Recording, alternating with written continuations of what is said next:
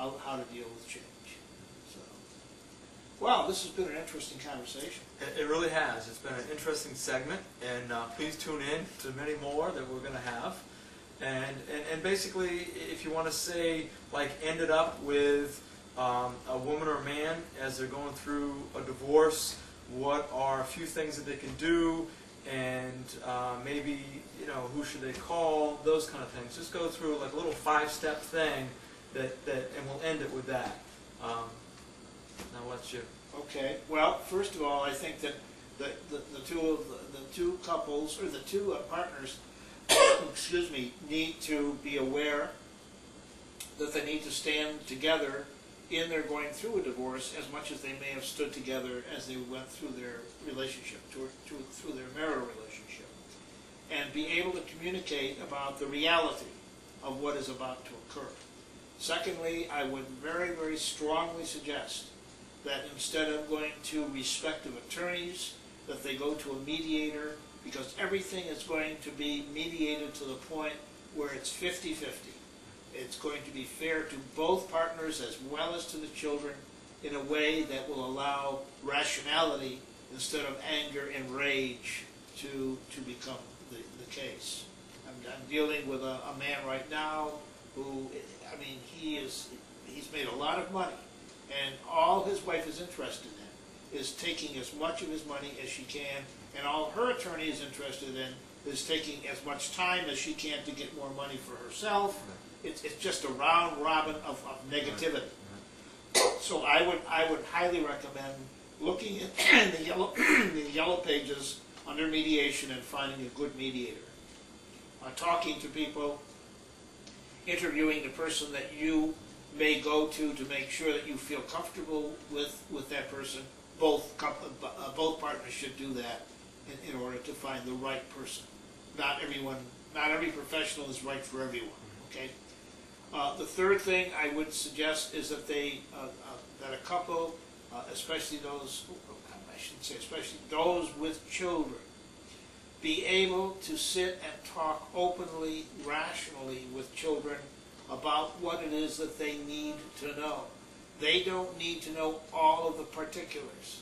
It's like a child asking, you know, where was I born, and the parent will go into the whole sex thing, where all the child wanted to know is what city was I born in.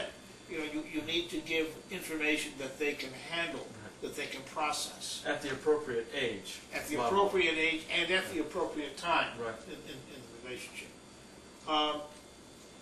The fourth thing is to be able to make plans, rational plans, where, and I've had this happen with couples, each partner helps the other person to settle in a different home, or if let's say the wife is keeping the home and she's going to be the primary parent, that she will help her husband, soon to be her divorced husband, to find an apartment or a condo or whatever, and help set him up. There's a sense of, going back to what you were saying, of loving that person, of caring about that person, of still having a relationship, even though you can't live together, of still having a relationship of caring that is going to be transmitted for their benefits as well as for the benefit of the children. Those would be the 5 steps that I would recommend. That's great. Now, I think that's perfect. It really rounds it out wonderfully. Now, I have one question about the mediator. Is the mediator usually a marriage counselor as well? Or a couple of counselors? May or may not be. Okay.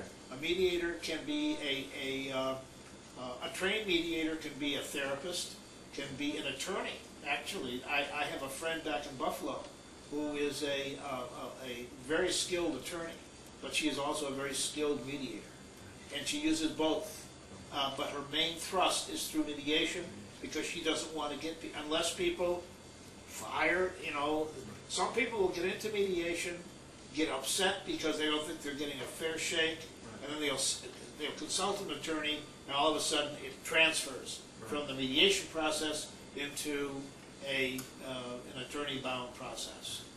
And I think maybe, you know, if you have a regular mediator that may not be a counselor, maybe it's prudent to get a marriage counselor to help each other, because you still have to have the relationship with the person So help each other communicate and really make the decisions and really, you know, help them through to the process of changing that relationship to a divorce relationship. But it's still, especially if they have children, that relationship's got to continue. So I think that probably would be a good idea as well. Many, if not most, mediators have resources available to them That's great. where they feel that the partners need to get some counseling in order to help them deal with the emotional aspects of what they're going through.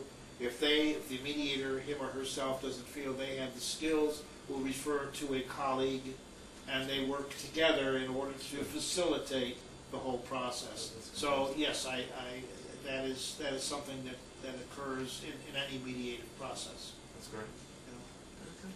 Well, thank you very much. Well, thank you, Charles, and of course, thank you, audience. We really appreciate you tuning in to us. And until next time, you have a great day. Thanks a lot. Thank you. See you soon. Bye-bye. Bye-bye.